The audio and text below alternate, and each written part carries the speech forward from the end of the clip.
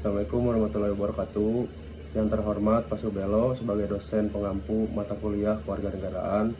Izinkan saya perkenalkan diri, nama saya Remani Fadila dengan NPM 251000067. Saya di sini akan membahas materi mengenai reformasi dan penegakan hak asasi manusia. Pada kesempatan ini saya akan membahas mengenai reformasi dan hak asasi manusia di Indonesia. Reformasi 1998 bukan hanya peristiwa politik yang menggulingkan rezim Orde Baru, tetapi juga merupakan titik balik bagi perkembangan demokrasi serta penghormatan terhadap hak-hak warga negara.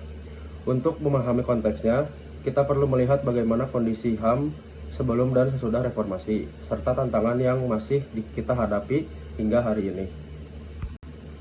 Latar belakang reformasi, sebelum tahun 1998, Indonesia berada dalam masa pemerintahan yang cenderung otoriter, kritik politik dibatasi, kebebasan pers dikontrol ketat, dan banyak kasus pelanggaran HAM yang tidak terselesaikan secara transparan.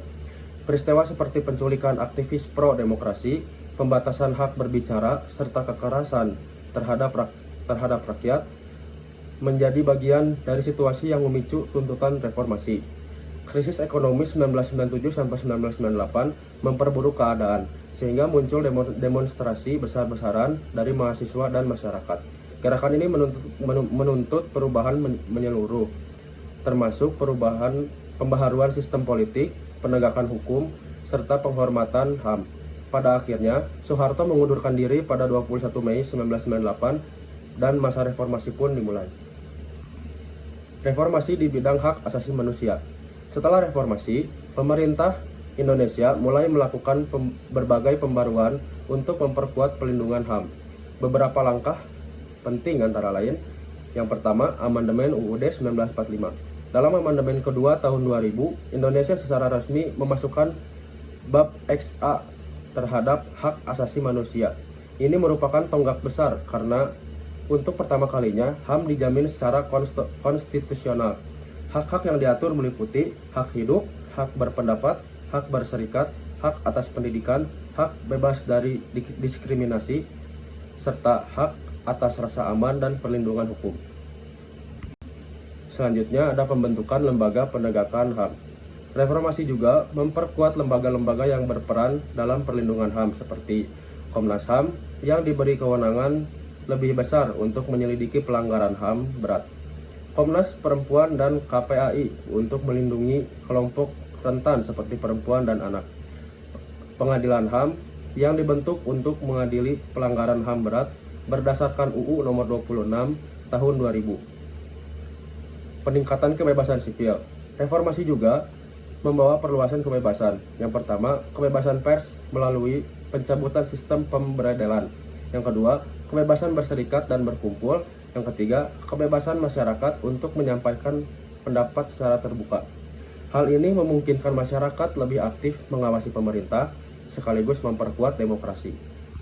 Selanjutnya ada contoh upaya penegakan HAM pasca reformasi.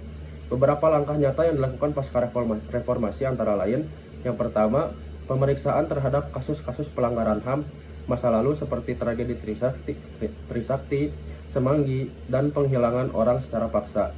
Yang kedua, upaya penyelesaian konflik internal seperti di Aceh yang akhirnya menghasilkan perjanjian Helsinki tahun 2005.